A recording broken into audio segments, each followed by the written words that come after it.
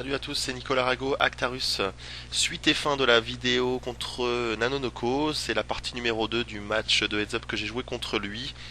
Je vais le rappeler très brièvement puisque je l'avais présenté longuement lors de la partie numéro 1. C'est un joueur qui a joué 3,6 millions de mains, et oui, depuis août 2008, pour 1,6 million de dollars. Il a un PTBB qui se situe autour de 3, donc c'est quelque chose d'assez impressionnant. C'est un joueur qui joue énormément de tables, mais qui pour autant n'est pas facile à jouer puisque c'est un joueur loose agressif qui joue en short dit 29-24 pour quasiment 10% de 3 bêtes. Donc voilà, je vous situe un peu le phénomène. Un joueur très connu, très respecté, qui est l'idole de beaucoup de grinders de 4-3-6. Voilà. J'ai beaucoup de respect aussi pour ce joueur, pour ce qu'il fait.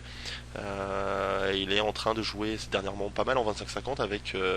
Il a eu un petit peu de mal au départ et ça se passe pas trop mal ces derniers temps pour lui.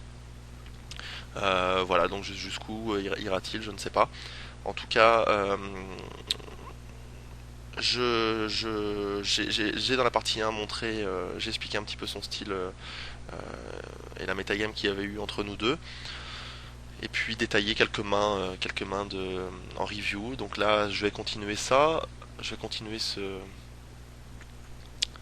Je vais continuer par une petite paire de 2 où je me fais flat et trouver un flop exceptionnel. Donc ici, pas grand chose à dire, hein.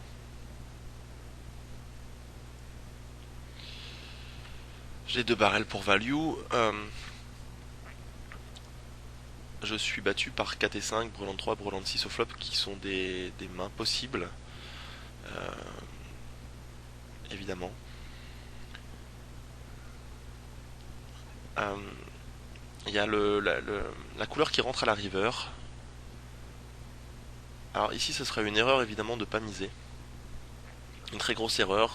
Il y a des joueurs de 1-2 qui auraient tendance à check back ce genre de flop en ayant peur que l'adversaire ait une couleur. Il faut savoir que quand votre adversaire vous check call de fois, il n'a pas souvent tirage couleur. Par exemple, une main comme 9-10 à trèfle, il l'aura pas souvent parce qu'il n'aurait pas de check call. Il n'a pas les codes directs en fait pour aller chercher sa couleur. Alors il peut avoir de temps en temps tirage couleur, mais il l'aura pas souvent.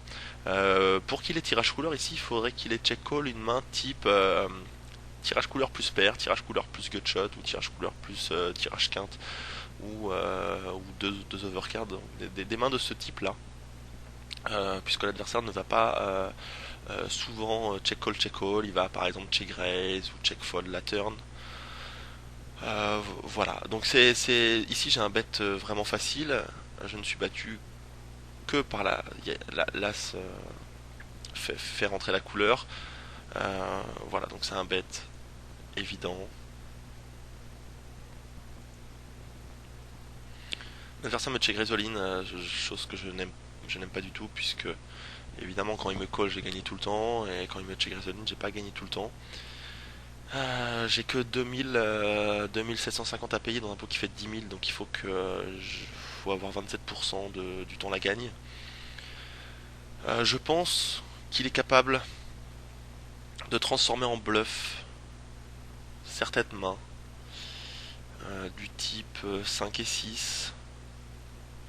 Euh,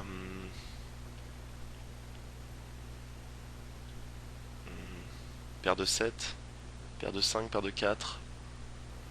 Je pense qu'il y a pas mal de mains qu'il est capable de transformer en bluff à la river en se disant que je peux value sin juste un as et qu'il espère me faire folder justement sur ce check Résoline. Évidemment, il n'y a pas beaucoup de mains que je bats pour value. Euh, Puisqu'il va rarement il va rarement check Résoline avec des mains comme As-2, même jamais. Donc c'est difficile, je ne bats quasiment qu'un bluff. Alors je décide de payer, je pense être bon quand même, plus de 27% du temps dans ce coup. Plus rarement je vais battre un check raise pour value. Donc je décide de payer même si je suis pas très content de me faire revenir dessus. Voilà, ici c'est qu'une question de cote, hein. Il peut très bien, c'est possible qu'il ait la couleur, une main du type valet 10 à trèfle, par exemple. Bon, c'est tout à fait possible. Je décide de payer et donc je découvre qu'il a As Valet off. C'est étonnant qu'il a payé sur ce board. En fait, c'est plus facile de payer avec des mains comme As-5, As-4 que As-Valet. Ça nous donne une gutshot en plus. C'est pas sûr que si l'As tombe, je 3 barrel. Parce que je sais que c'est une carte qui peut avoir dans son range. En fait, c'est pas pareil on a plus de cote implicite en fait en payant le flop avec des mains comme Roi-Dame que As-Valet, je pense. En fait, les Roi-Dame, c'est des cartes qu'il aura pas souvent dans son range et que moi je peux souvent barrel en bluff, ou alors que je peux aussi value sin d'autres mains en pensant qu'il a jamais le roi et la dame. Donc en fait, c'est des outs qui sont vraiment très intéressants, beaucoup plus intéressants qu'un as. Euh, donc voilà, il a décidé de payer et après à la turn, il est obligé. Euh, il est clairement. Il peut pas fold. Maintenant à la river, il a un play intéressant qui est soit de check call, soit de check raise all in. C'est vrai qu'il est pas battu par beaucoup de mains. Moi, je peux value assassine pas mal de choses. La question c'est est-ce que je vais le payer avec moins bien, c'est ça le truc. Est-ce que je vais le payer avec 2 paires As-2 euh, Bon, comme j'ai dit tout à l'heure, je pense qu'il aura pas souvent couleur et ça peut m'inciter à payer avec des mains où j'ai des bluff catchers. Vu l'équité du pot, donc ouais, pourquoi pas, c'est intéressant comme move. Ouais. Sur le coup, ça m'a très surpris, mais a posteriori, quand je vois l'analyse que j'ai avec paire de 2, bah, je me dis qu'avec As-2, je pourrais avoir le même raisonnement et puis payer les 2700 restants seulement. Ça serait différent si j'avais 5000 à payer, évidemment. Euh, mais ici, je suis un petit peu commit, plus. Ouais. Donc un check raise en value que je trouvais plutôt mauvais au moment du match, et a posteriori, je le trouve intéressant. Euh, Surtout dans un match où il y a pas mal d'actions. Et ça permet de consolider sa. Comment dire? Ça permet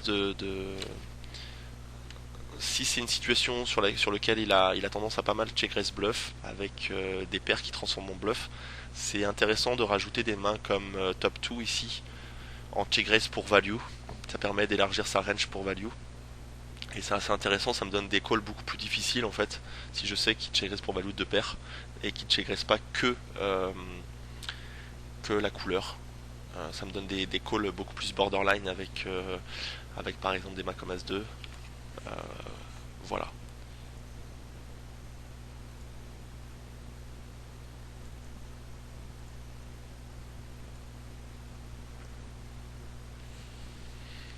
Une main assez intéressante avec laquelle, sur lequel j'avais pas mal discuté avec Renaud. Je me fais check raise ici, donc c'est un call facile, j'ai pas d'intérêt à 3 bêtes. Ici ma main n'est pas assez forte et s'il me revient dessus, avec une main faite, je suis tout le temps derrière. Et s'il me revient dessus avec un draw, c'est du flip tout le temps, puisque il aura tirage couleur plus une ou deux overcards, tirage quinte plus une overcard, etc., etc. Donc ma main n'est pas très bien. Donc c'est le genre de main avec laquelle contre les draws vous êtes à 50-50 au flop, mais à la turn si vous prenez une carte safe, vous êtes toujours devant évidemment. Si par exemple un 10 tour, un 10, si c'est un 10 qui sort à la turn, c'est une bonne carte pour moi qu'il n'aura pas souvent. Il peut avoir 10x à trèfle, mais bon, ça ne sera pas souvent. Voilà. Donc je décide de just call. Je prends la meilleure carte du paquet, une des meilleures cartes. Il y a le 9 qui est intéressant, même si le 9 fait rentrer la quinte 7-8 avec 7 et 8. Donc le 9 me donnerait top 2. Euh, bon, du moins le 6 c'est vraiment une excellente carte. Ici j'ai décidé de raise all in à 4300 pour prendre le pot directement et ne pas lui laisser toucher ses outs. Euh, alors ici, j'ai deux lignes intéressantes. Soit de raise all in pour protéger ma main et mettre tout l'argent au milieu maintenant, soit de just call en espérant lui prendre un bet de plus à la river, donc c'est-à-dire son tapis, les 3400 restants, que je n'aurais peut-être pas pris s'il avait une main du type As-8 à trèfle, sur lequel il va sûrement fold sur mon raise all-in, puisque il a 3400 dans un pot qui fera 10 000, il n'a pas les codes directs pour payer. Euh, et plus le fait que si j'ai un 6, je lui enlève des cotes aussi pour. Il y a une ou deux cartes qui doivent. Il y a une carte qui va. Qui peut me faire full en fait, et lui couleur. Euh, ou alors, dans ces cas-là, j'ai le 9 de trèfle et je lui enlève un out et directement. Quoi qu'il arrive, je lui enlève un out si, avec la doublette du 6 si j'ai un 6. Alors, je pense qu'il faut comparer ces deux lignes et il faut réfléchir au fait. Tous les draws en fait, est-ce qu'il va les bluffer à la river s'il miss son draw? C'est ça qui est important. Si la réponse est oui, il faut absolument sous-jouer. Et je pense qu'ici, dans ce genre de match, euh, il est peut-être censé penser que je vais go broke tout de suite avec un 6 à la turn pour protéger ma main. Lui, il peut aussi avoir un 6 dans sa range et peut vouloir me bluffer à juste titre. Parce qu'il peut représenter pas mal de choses à la river. Quinte, full, trips, etc. Donc il peut décider de me bluffer à la river. Et je pense qu'ici, ça penche plus vers, vers, ce, vers cette. Vers ce. Comment dire je préfère call pour toutes ces raisons. Euh, parce que je pense qu'il va être très agressif. Il peut avoir beaucoup de gutshots ici, des mains comme As-4, As-2, 7 et 8, qui donne tirage comme parlait debout. Il peut avoir des gutshots avec 7 et 9, 8 et 9. Donc il y a pas mal de mains, tirage couleur. Il y a beaucoup de mains, beaucoup de semi-draw dans sa range. Et ce qui est intéressant, c'est de coller turn et de coller n'importe quelle river, à part peut-être le 4 de trèfle, qui est la carte la plus horrible du deck. Euh, mais de payer n'importe quelle river. Alors si par exemple je paye juste et qu'il y a le 10 de trèfle qui sort, qui me fait all-in, je dois payer aussi parce que, comme je vous l'ai dit, si le 10 sort, il peut me bluffer avec toutes ces mains As-2, As-4. En fait, à partir du moment où dans sa range il n'y a pas que un tirage couleur en semi-draw, en semi-bluff, vous pouvez vous permettre de payer sur une river qui fait rentrer le tirage couleur parce que vous savez que c'est une très bonne carte pour lui de bluffer et que quand il a rien, il n'y a pas un cas où il bluffe pas le tirage couleur qui rentre. Donc sachant ça, vous avez un call qui est EV++ à la river. Donc ici, je pense qu'il est préférable de call et de payer n'importe quelle river. J'ai décidé de faire all-in, qui de toute façon, voilà, qui est un parti pris. Non, j'ai pas fait all-in, j'ai fait une espèce de mini raise. J'aime pas trop a posteriori. Je préfère faire all-in directement. Et j'ai pris la meilleure all-in contre sa main puisque je crush sa main de manière assez intéressante. Il a 8 et 6 à trèfle. Voilà, il joue les 8 et, et les 8 trèfles restants. Donc il joue 10 out. À la, à la turn, il a 32%. Bon, il n'a pas de chance, de toute façon, c'est un setup quoi qu'il arrive. Et puis, voilà, j'ai pas eu de chance qu'il touche à la river. Bon, c'est un détail. Donc, c'est toujours intéressant quand vous avez le choix entre deux lignes, c'est de comparer les avantages et les inconvénients de l'une ou de l'autre. Alors, peut-être que je l'ai pas dit, mais un des gros avantages de ne pas faire all-in à la turn, c'est que si vous avez un adversaire qui va jamais vous bluffer la river, et ben vous lui laissez une carte gratuite pour rien en fait. J'avais entendu un joueur qui disait le pire au poker, c'est peut-être de laisser des cartes gratuites à l'adversaire. Je ne sais pas si vous avez déjà entendu ce postulat de base.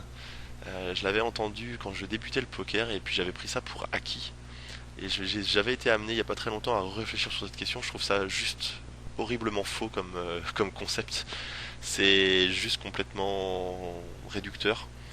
Évidemment, il y a le principe de ne pas laisser des cartes gratuites qui, voilà, il faut aussi faire payer l'adversaire, mais il y a tellement de choses qui rentrent en considération. C'est qu'est-ce que l'adversaire va faire si vous lui laissez des cartes gratuites. Va-t-il bluffer telle ou telle carte, tel ou tel pot. Euh, Ça permet de mieux mixer sa range. Il y a tellement voilà, c'est tellement ce genre de concept, c'est vraiment au ras du sol. qui vaut pas grand chose en fait. Il est à la limite, il peut être intéressant pour des débutants, mais c'est tout quoi. Voilà, juste la petite parenthèse. Euh, sur cette belle phrase, faudrait checker qui l'a dit ça. Quel est le premier qui l'a écrit dans un bouquin, ce serait intéressant. Et de retourner le voir maintenant a posteriori et de lui demander s'il pense la même chose. Voilà, on va passer à cette petite main. Non, pardon. Ah oui, j'attaque préflop, mon adversaire me paye hors position.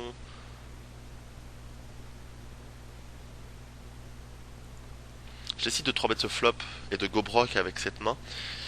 C'est un adversaire qui me check raisait de manière normale, c'est-à-dire à 18%.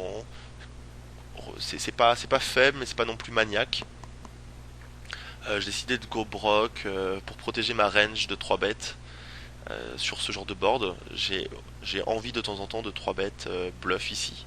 Donc si vous 3 bettez bluff, il faut aussi avoir des mains, des bonnes mains qui ne soient pas les nuts dans votre range de 3 bêtes, parce que si vous avez que les nuts, le problème c'est que vous allez 3 bêtes quasiment jamais. Euh, donc c'est important d'avoir des mains type top pair. Néanmoins, ici, je suis battu par Roi 10 et As 10, qui est une part non négligeable de ses top pairs, il devrait avoir ici dans son range des mains comme 18, 10, si préflop, hein, il peut coller avec 18, 19, Valet 10, Dame 10, Roi 10, As 10. Alors ici, sur toutes ces mains, je suis battu par 18, As 10, Roi 10 et Dame 10, on va split. Voilà, en sachant que des mains type Valet 10 et 9, 10, il va pas tout le temps les check raise. Donc a posteriori, je trouve ça un petit peu trop ambitieux de 3 bêtes ici. Peut-être qu'on avait peut-être que ça avait été très aggro, je sais pas exactement, je me rappelle pas hein, des mains précédentes, mais peut-être ça pourrait justifier ce 3 bêtes ici, dans ce cas particulier. Peut-être on s'était envoyé en l'air avec des draws avant, et donc, j'avais voulu go broke avec ce genre de main. Je préfère déjà, entre Dame 10 et Roi 10, il y a une bonne différence, et avec As 10, il y a une grosse différence de go broke, parce que là, avec As 10, je bats tous les top pairs. Donc voilà, c'est beaucoup plus intéressant. Il faut savoir que s'il a un draw, il va souvent le pousser all-in, mais il a une bonne équité. Alors évidemment, je vais être devant, c'est clair. Mais pas tant que ça, quoi. Pas tant que ça par rapport au fait qu'il y a des fois, je vais être complètement crush, et là, je suis mal. Si la Roi 10, par exemple, je suis très mal. Euh, a posteriori, je préfère quand même call. Et à la limite, faire all-in à la turn sur plutôt une bonne carte. Pour protéger ma main, je préfère prendre cette ligne. Puisque ça va être une main à la turn je vais être vraiment devant les draws, je vais prendre un max de value. Et c'est pas comme la main d'avant où j'avais fait doublette du 6 qui me faisait trips, où ma main elle était déjà beaucoup plus solide. J'avais beaucoup moins de chances de me faire battre en fait. Alors que juste top pair là, il y a pas mal de cartes qui peuvent soit tuer l'action, soit me faire perdre. Donc ce qui est intéressant c'est de just call ici et puis de raise à la turn sur des cartes safe. Donc j'ai décidé de 3 bêtes et de go broke avec ça.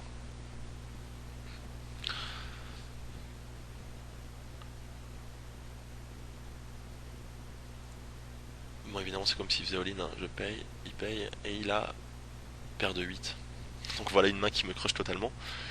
Si j'avais just call là,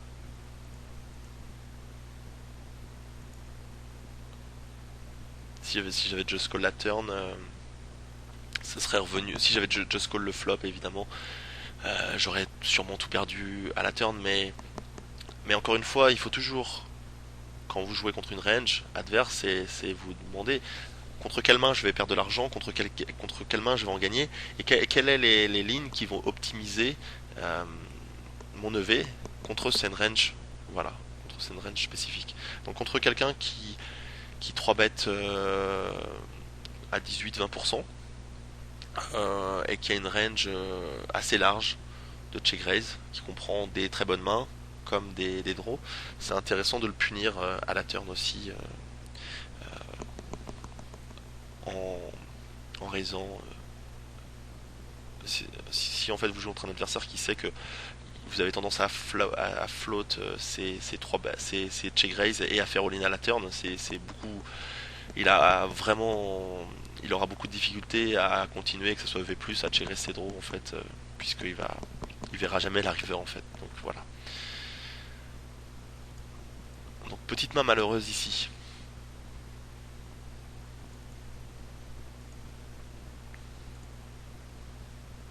Dame Valet suited, je me fais 3 bêtes contre une range de 20%. Évidemment, je suis très très content de me faire 3 bêtes ici. C'est une main qui est très compacte, qui va se jouer très bien et sur lequel, quand je vais toucher des top pairs, je reste très souvent la meilleure main. Alors, voilà. Dans la première vidéo, j'en avais parlé sur ce genre de board quand Nanonoko check dans ce pot 3 bêtes. Avec une profondeur de tapis qui est pas très élevée, il aime bien check raise all in. Donc ici, c'est le genre de board que je ne vais pas bluffer. Je ne vais pas bet pour fold puisque je sais qu'il check raise all-in énormément. Donc ce serait vraiment jeter son argent par les fenêtres ici. Bon, évidemment, j'ai une main absolument énorme, 2 overcards, gutshot et tirage couleur. Bon, qu'est-ce que vous voulez de mieux, quoi. Voilà. Bon, je suis pas bien après sur la river, hein, sans voir sa main, triplette du 9, je suis pas très bien. Et lui, bon, c'est intéressant la ligne qu'il a pris, ouais. C'est vrai que ça me permet de me punir si j'ai tendance à beaucoup vouloir voler ce genre de flop. Ça me permet de me punir. Et puis de tout mettre au centre dès le flop avec une main qui a une gutshot, une overpair, une forte main mais fragile sur beaucoup de turns. Donc voilà.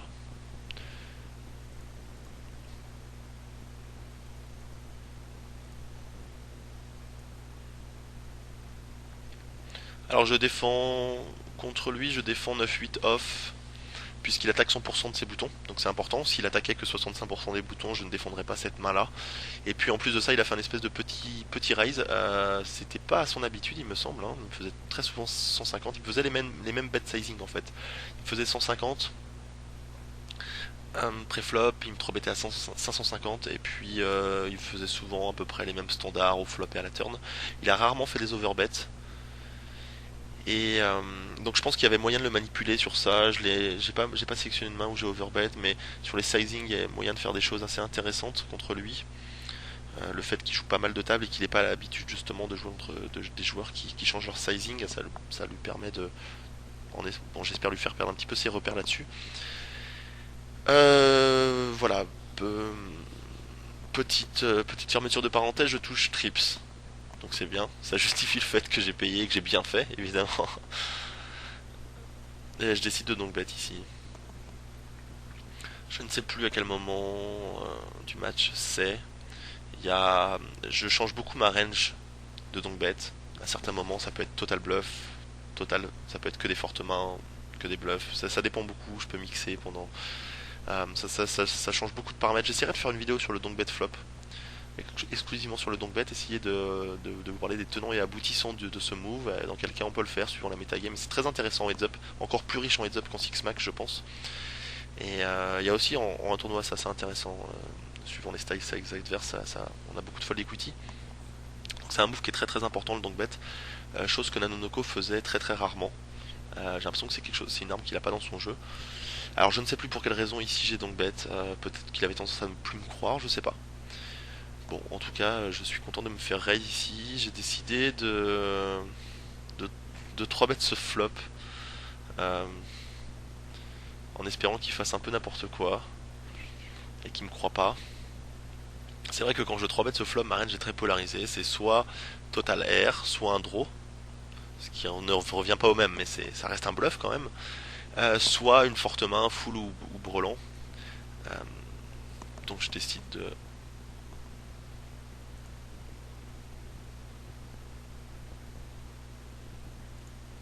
Ce qui aurait été vraiment intéressant ici. Euh, ouais, en fait, j'ai fait une espèce de bête. J'aurais dû miser un peu plus fort, ça aurait été plus intéressant. J'aurais dû miser ici 2000 $ contre lui. Ouais, ouais, j'aime bien ce bet de 2000 $ en lui faisant croire que j'ai un draw et que je veux me commit en fait. Et il peut pusher all-in avec. Il peut pusher all-in avec n'importe quelle paire ici, n'importe quelle double paire. C'est intéressant. Je polarise ma range un petit peu. Bon, il a décidé de. Il s'est dit que qu'il était souvent devant avec sa paire d'as. Alors c'est vrai que c'est un coup qui est quand même difficile à jouer pour lui. Quoi qu'il arrive, il est condamné à perdre de l'argent. J'ai du mal à voir comment il peut s'en sortir ici. Fold, ce serait un peu difficile dans un match de heads up assez bluffy quand même. Bon, voilà, il a décidé de faire all-in et c'est quand même un bon setup pour moi, quoi. Voilà, donc c'est vrai que contre un adversaire qui a tendance à beaucoup raise, vaut donc bet, parce qu'il ne vous croit pas, et ben ça peut être intéressant de 3 bêtes. Soit de 3 bêtes bluff quand vous pensez que si vous pensez qu'il va souvent lâcher, soit de 3 bêtes pour value si vous pensez qu'il vous croit jamais et qu'il peut faire n'importe quoi. Donc voilà, petite parenthèse. Mais j'ai pas envie de spoiler ma prochaine vidéo sur le ou une de mes prochaines vidéos sur le donk bet. Voilà, je préfère garder ce matériel là pour plus tard. Ce sera plus le sujet exclusivement de cette vidéo, mais voilà. Alors, valet 10 offsuit ici.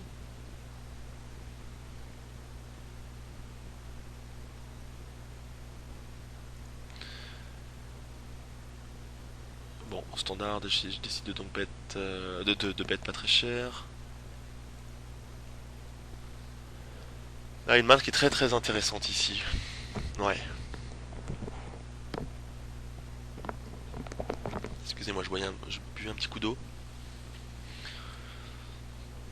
Je décide de bet très fort, de pot la turn. Chose que je ferai avec pas mal de mains pour value ici. C'est un board assez drawy. Euh, bon, voilà, je décide de pot. Puis c'est important de changer un petit peu ses bet sizing. Je me fais check raise, ce qui est pas une bonne nouvelle. J'ai remarqué que ce joueur-là était capable de check raise en bluff, check call et check raise en bluff certaines mains. Soit des draws, soit des mains avec lesquelles il peut transformer en bluff, genre 7 et 8. Soit total R, il pouvait avoir par exemple ouais, des mains comme roi 10 ici et décider de transformer en bluff sa main. Je sais qu'il en est capable, je l'ai déjà vu faire. Il n'en abuse pas, mais il le fait de manière plus importante que la plupart des joueurs. Évidemment, il y a beaucoup de joueurs qui check call check raise qu'avec top pair ou mieux. Ils battent top pair, pardon. Ils battent top pair top kicker. Donc ici, c'est-à-dire qu'ils vont check raise sur ce board avec mieux que as roi. Mais lui ne fait pas partie de cette catégorie de gens. Alors, ce serait possible de faire all-in. Je pense pas que ce soit la meilleure option. Ici, il est préférable de call et si check river, je peux bluff beaucoup de cartes, beaucoup de coups. Donc je décide de payer. J'ai de toute façon l'équité directe quasiment. J'ai 900 $ dans un pot qui en fait 3007. Plus les cotes implicites de toucher. S'il a deux paires par exemple, je touche un roi ou un 8. Il y a des chances que je prenne son tapis. Bon, malheureusement, je n'ai pas touché. Et mon adversaire check ici.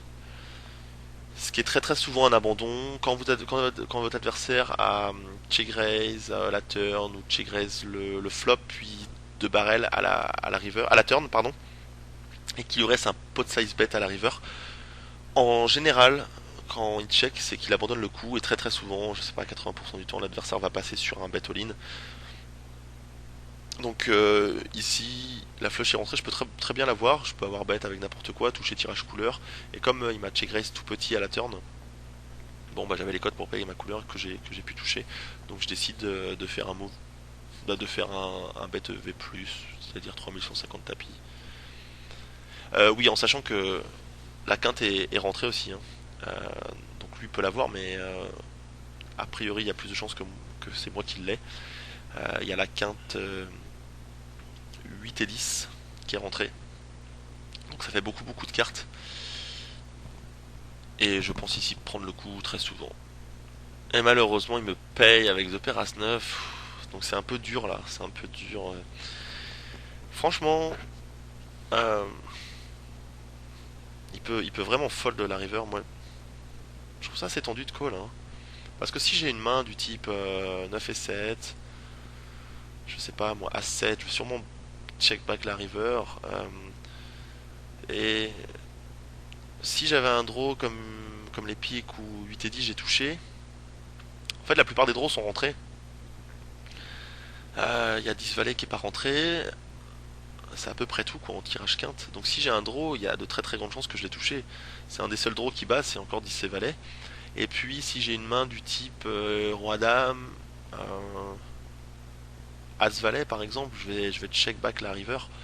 Donc soit j'avais un draw que j'ai très très souvent touché, soit j'ai une très grosse main que je vais value et je vais battre as 9, et soit j'ai une main un peu bancale, type top pair, et dans ces cas-là, et ben je vais check back. Donc quand je fais all-in, en fait, il est très souvent battu. Je pense qu'ici il doit fold tous les jours, hein, son as 9. Bon, voilà, il a call, bien joué, bien joué. Il est tombé sur le bon draw et a gagné ce pot de 10 000 $.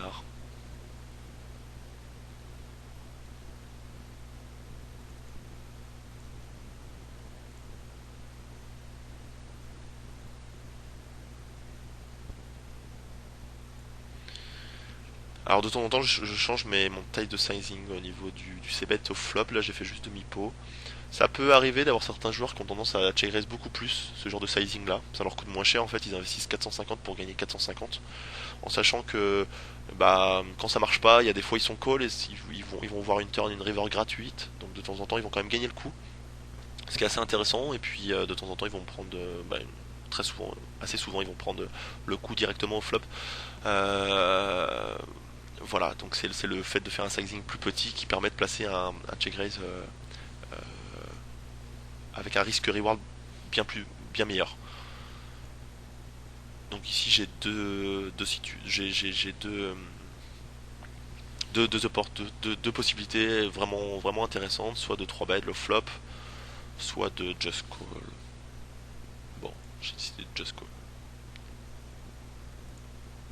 Alors on a une taille de tapis qui est vraiment importante ici.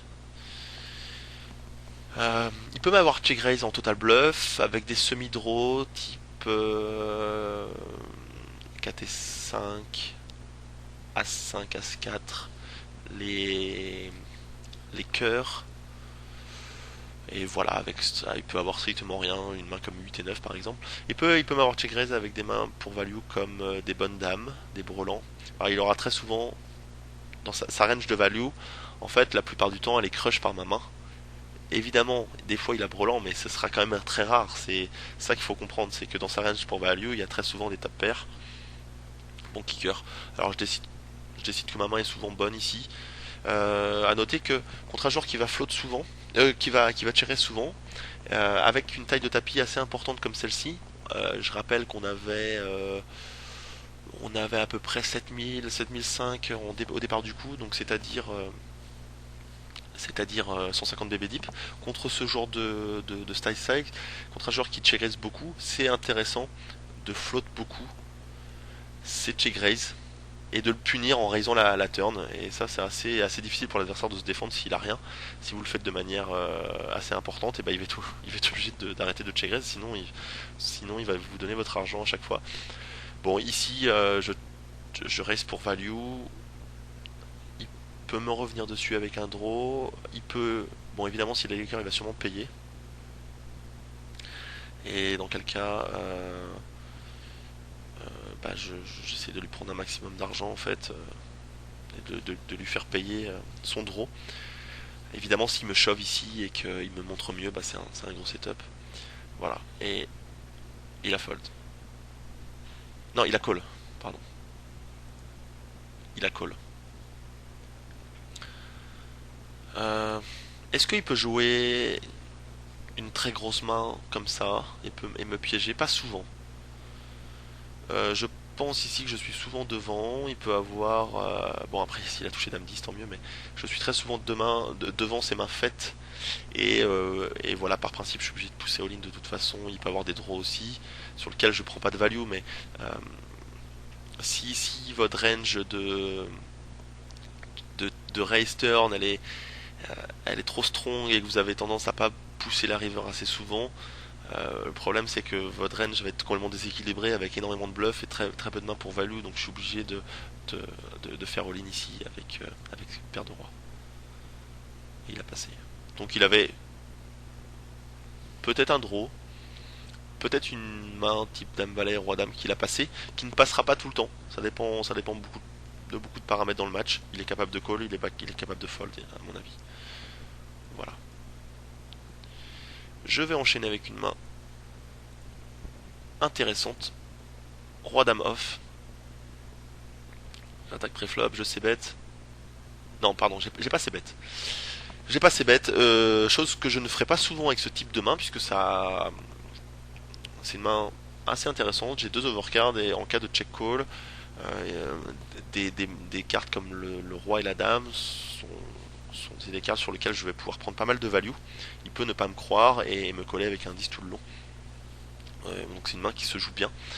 Je touche tirage quinte par les deux bouts. C'est un bet facile. Non, il me bet, pardon. Je décide de raise tout de suite. Ce qui est assez intéressant, c'est que par exemple, s'il me paye avec une main comme As-10, il peut check fold la river après m'avoir payé mon raise. Alors que si je call juste, il peut me bet la river. Je vais être obligé pour bluffer le coup de raise directement.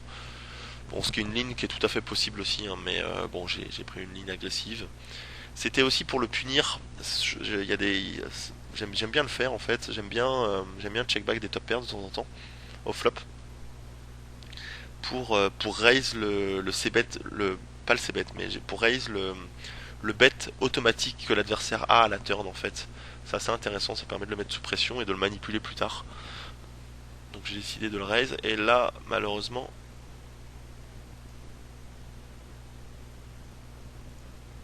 je me suis fait 3 bêtes au flop. Alors la question c'est comment je joue mon draw, est-ce que je fold, je call ou je raise. Bon, clairement avec la profondeur de tapis, raise ici ce serait vraiment pas très intelligent je crois. Euh, je pourrais fold. J'ai 1002 à payer dans un pot qui fera directement 3006, 4000. Donc j'ai déjà une cote de 3 contre un peu moins de 3 contre 1. Ouais, beaucoup moins de 3 contre 1. Donc j'investis 1002 et j'espère, il faut qu'en moyenne je prenne au moins 6000. Donc si je paye, le pot fera 4000, il faut que je prenne encore au moins 2000 en moyenne. C'est ça qui est intéressant. Euh, je pense pas qu'il a ici souvent tirage couleur, donc si je touche un œuf de cœur ou une dame de ou un as de cœur, pardon, ma main sera souvent bonne. Alors je pourrais peut-être pas faire all-in sur un bet à la river de sa part, mais je pourrais just call avec très très souvent la gagne. Alors j'ai décidé de payer ici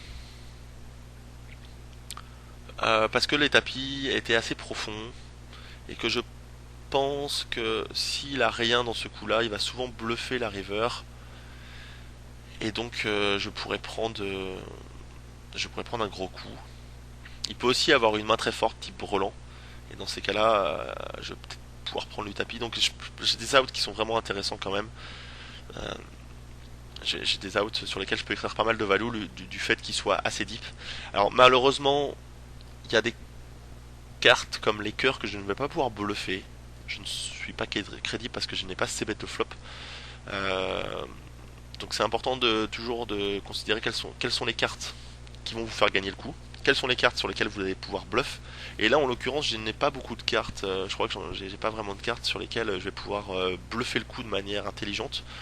Bon, j'espère pouvoir gagner le coup avec un roi ou une dame. Euh, mais a priori sa range est polarisée pour 3 bêtes le flop. Je pense pas qu'il fasse souvent ça avec une main du type valet dame. Donc si je touche mon roi et qu'il bête la river, je pense être souvent derrière. Voilà. Bon là j'ai principalement, c'est un call assez close. Hein,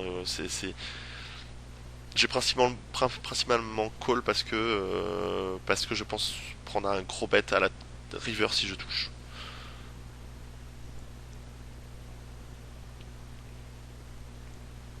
n'ai pas touché, il a fait 3300 tapis. Alors, 3300, à noter que si par exemple j'avais touché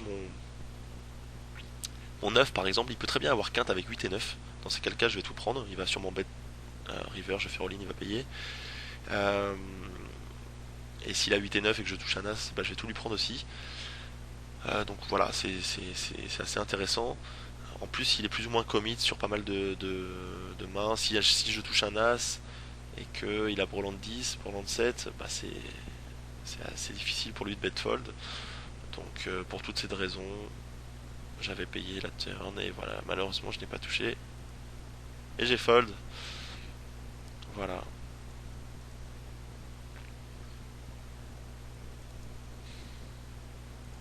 Ah voilà, une main. Une main particulière, As-Dame suited. Vous allez voir. Une main marrante. Je décide de 3-4 bêtes. 3 bêtes, pardon. C'est bête, il me paye. Bon, c'est un coup compliqué ici. Je peux check fold. Je peux bet fold. Bon, c'est assez difficile. Est-ce qu'il me flotte beaucoup sur ce genre de main? C'est possible, c'est ce que j'ai pensé. Je me suis dit que j'allais peut-être la gagner avec mon ace high. Donc j'ai décidé de check. Et ne pas transformer maman en bluff en bêtant. Je ne ferai pas folder grand chose en fait ici. Si je bête, c'est pour faire folder des mains moins bonnes et pour pas me faire outplay en fait, c'est surtout ça.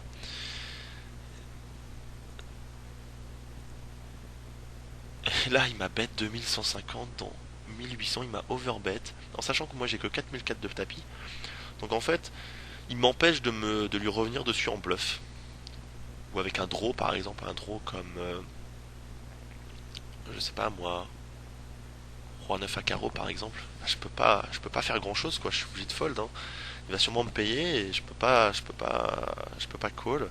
Donc c'est assez étrange. Alors il y a beaucoup de joueurs comme ça qui bettent assez fort et qui overbet des fois la turn pour se commit avec un draw.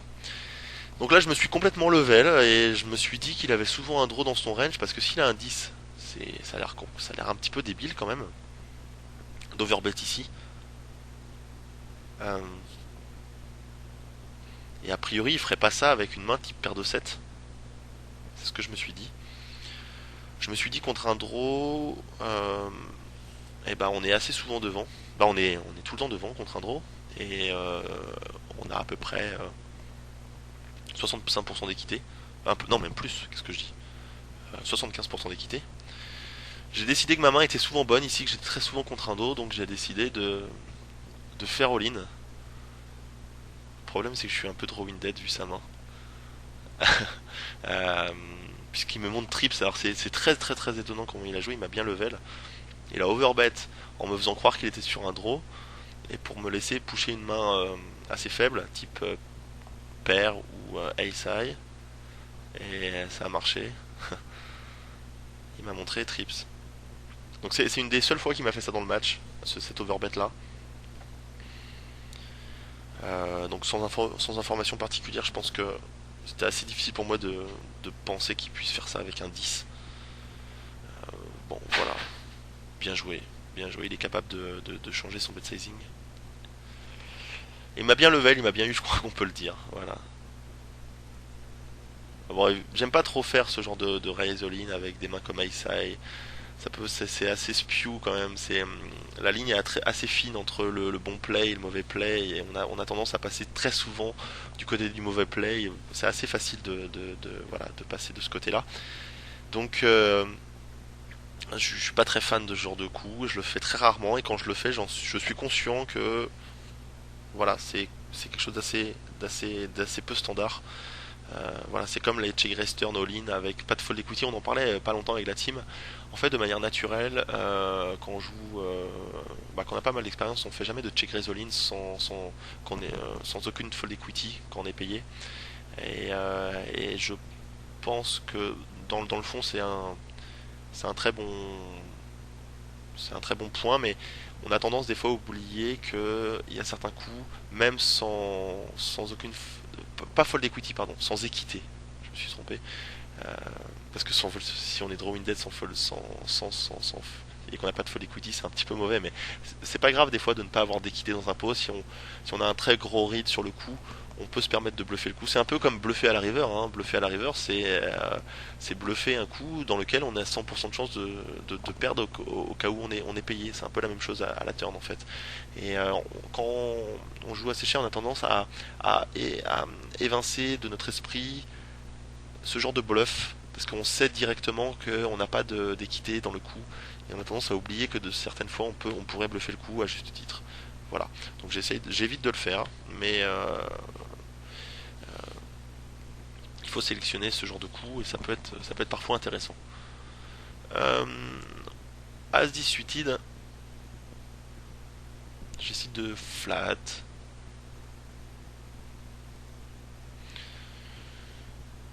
Euh, oui, alors voilà, je me rappelle de ce coup. J'avais décidé de check call, j'ai Ace High flop.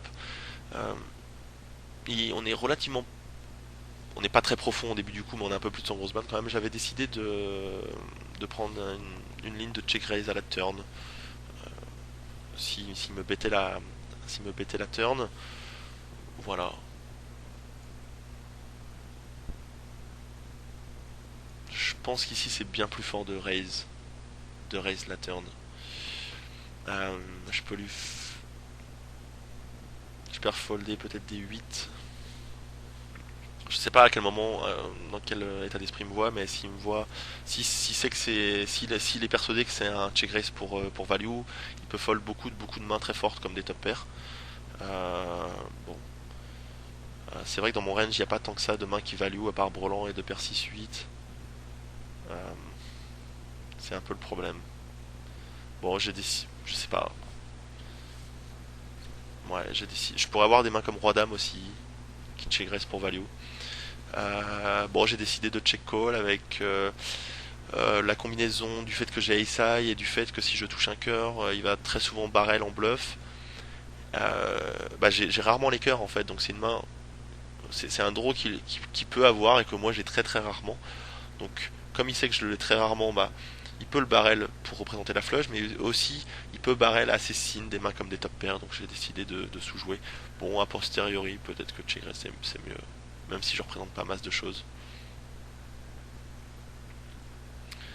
Et voilà, je tousse les runner nuts. Toujours agréable. Donc voilà, je fais all-in. Il n'y a pas grand chose à dire ici. Bon, ce qu'il faut retenir dans cette main, c'est qu'il y a plusieurs façons de jouer ces draws. À la au flop ou à la turn, même si j'ai pas de draw au flop, mais les tirages couleurs, vous pouvez les check call, les check raise, c'est important de mixer. Si il y a des joueurs par exemple, ça c'était le cas il y a à peu près 2 ans. Les joueurs de 2-4, 3-6 avaient tendance, les nouveaux joueurs un petit peu agressifs avaient toujours tendance à check raise leur draw. À ne jamais les check call. Et le problème, c'est que vous êtes un peu face up dans le sens où quand vous check call, et vous avez jamais de draw. C'est beaucoup plus facile pour l'adversaire de barrel les draws qui rentrent, puisqu'il sait que vous ne les avez jamais. Et, euh, et voilà, c'est beaucoup plus difficile après de bluffer. Une fois que vous avez check call, c'est beaucoup plus difficile de bluffer des draws qui rentrent parce que effectivement vous les avez rarement. Donc voilà. Donc pour toutes ces raisons, c'est intéressant de mixer son jeu. Alors, tout ça, ça vaut contre des joueurs qui sont relativement intelligents en face de vous. Si vous avez des joueurs qui sont pas bons, vous n'avez pas vraiment besoin de mixer votre range. Vous pouvez jouer de manière optimale contre leur jeu. À la limite, vous en foutez. C'est comme il y a parfois, bon, petite parenthèse, hein, mais on peut jouer contre un fiche à la table, par exemple, qui paye tout préflop. Ça peut m'arriver en 6 max de par exemple de raiser à 10 grosses blindes préflop avec les as parce que de toute façon l'adversaire paye tout. Alors évidemment tous les joueurs à la table savent que j'ai une énorme main et contre eux c'est pas joué de manière optimale mais contre mon adversaire en l'occurrence et non je joue oui je joue de manière optimale contre ce joueur à la table parce qu'il ne comprend rien et il va tout me payer. Donc voilà, c'est pas grave d'être face-up contre des joueurs intelligents, du moment que le joueur en question que vous voulez attraper, il n'a pas compris ce que vous faites. Voilà. Euh, Est-ce qu'on attaque cette petite dernière main? Ah oui, elle est intéressante. On a un peu plus de 100 blindes de tapis effectif. Alors comme je l'avais dit dans la première vidéo, c'est un joueur qui est très maniaque sur les 4 bêtes. Il aime pas fold et il aime pas fold, il call beaucoup, il chauffe beaucoup. Alors ça c'était un de mes rares 4 bêtes en bluff. Peut-être que je ne sais plus, peut-être que j'avais fait trois fois après les 3 fois précédentes en value et que là je me permettais de le faire en bluff. Du moins j'ai été payé. Alors c'est un joueur qui est assez tricky. Je décide de bet un tiers du pot. J'ai fait une vidéo précédente sur le bet sizing, je vous invite à la regarder. Dans les pocket bets, on a tendance à miser beaucoup moins fort parce que les tapis sont beaucoup plus gros. Ça permet de mieux équilibrer notre range, notre range en général, parce qu'on a des bluffs de temps en temps. C'est assez difficile pour lui de faire quelque chose. J'ai décidé de payer. Il m'a décidé de me payer. Je pense que ici j'ai pas trop d'intérêt à bet. All in, il reste un pot size bet. Et j'ai touché 2 paires miraculeuses à la river. Donc quoi qu'il arrive, j'ai payé son shove. Et si check, je vais shove moi-même ici à la river. Alors à noter que si j'avais pas touché un 5, mais si j'avais touché un 2, c'est exactement la question que je me suis posée pendant ce match-là. À la turn, j'avais envie de call son shove river parce que je sais qu'il est capable de me float. Je sais qu'il paye beaucoup. euh, il paye beaucoup les 3 bêtes. Euh, il paye beaucoup les 4 bêtes, pardon. Et sur ce genre de flop qui est assez discriminant en fait, à 7-8, je sais il peut payer avec n'importe quelle paire ou il peut flotter hors position et essayer de voir de la faiblesse chez moi à la turn et pousser all-in en fait. C'est un move assez intéressant et je pense que j'aurais payé sur une brique, j'aurais payé sur un 2 river, j'aurais payé avec ma troisième paire, j'aurais payé son shove all-in. Alors maintenant c'est plus facile de le dire parce que j'ai vu sa main, mais je me suis vraiment posé cette question pendant ce match-là. Je sais pas, c'est assez difficile à dire, mais là je me rappelle extrêmement bien de ce coup et de ce que j'avais pensé pendant ce moment-là. Et je soupçonnais d'être souvent sur un move ici. Il faut savoir que il n'aura pas souvent d'as dans sa range. Pour avoir payé mon 4 bet, s'il a des mains comme As Dame As Roi, il va tout le temps push pré-flop, il va tout le temps 5 bet all-in. Et s'il a des mains comme As 5 suited, il va pas souvent payer mon 4 bet. C'est une main qui se comporte pas très bien, qui est crush, euh, qui peut être crush de temps en temps. Donc il a pas souvent d'As dans sa range. Et ici, quand il fait all-in, je pense pas qu'il le fasse avec Roi Dame. Donc, euh, donc voilà, j'aurais payé. Bon, évidemment, c'est plus facile quand on touche de pair river. Il avait 9 et 10. Donc c'est intéressant, il m'est pas revenu all-in. Il a eu peur que j'ai une grosse main. Il s'est dit je vais attendre la turn. Si check la turn, je suis quasiment sûr que Actarus n'a pas une grosse main ici, donc je vais pouvoir lui bluffer le coup. Bon, c'est une ligne qui est assez intéressante. Voilà pour cette dernière main et ce match contre Nanonoko qui s'est bien fini. Bien fini. Oui et non, je finis par gagner 27 000 sur 2 sessions, mais j'ai été monté à beaucoup plus cher. Il m'a beaucoup repris à la fin. Il m'a infligé un bad beat avec paire de 7 contre paire de valet dans un pot à 15 000 et j'ai perdu aussi un gros coup avec As-Roi off contre As-Roi off pré-flop. Voilà, c'est le skill du grinder qui fait flush à la river. Non, voilà, blague à part, j'ai bien run contre lui. C'est un joueur qui est vraiment qui est pas facile à jouer, qui mixe bien son jeu, qui mixe un petit peu au niveau de ses sizing, qui se laisse pas faire et qui, c'est pas parce qu'il joue 10 tables qu'il va pas vous check raise turn en bluff. Il a une capacité à réfléchir qui est très très rapide. Il maîtrise bien les changements de rythme. Euh, bon, c'est un joueur intelligent. Il lui manque un petit peu, je pense, d'expérience en 25-50 pour rivaliser avec les meilleurs joueurs de 25-50. Euh, voilà, l'avenir nous le dira. Quelle va être ça va être intéressant à suivre. Hein, quelles vont être ses orientations, quelles vont être ses priorités, est-ce qu'il va continuer à grind la 5-10. Je pense que c'est une des limites qui lui rapporte le plus, ou sur laquelle il prend peu de risques et il est ultra gagnant. Ou alors est-ce qu'il va s'investir plus en high stake, 25-50, 50-100, est-ce qu'il va continuer à jouer des régulars en heads up. Ça va être intéressant à suivre. Voilà, c'est un joueur que je respecte beaucoup, que j'ai pas rejoué depuis, mais que je vais rejouer très certain, que j'ai envie de rejouer de toute façon quoi qu'il arrive, parce que je pense avoir un edge contre lui. Donc voilà, peut-être une partie numéro 3, de mon match contre lui, un prochain match, je ne sais pas. J'espère que ça vous a plu. Voilà, et bah j'ai un petit peu traîné 54 minutes sur cette vidéo. Merci de m'avoir suivi. Et puis bah je vous donne rendez-vous pour une prochaine vidéo, peut-être sur le Tongbet. Voilà, ce sera. Je ne sais pas. Allez, bonne journée, René Good au table, c'est important pour gagner les gars. Ciao ciao, bye bye.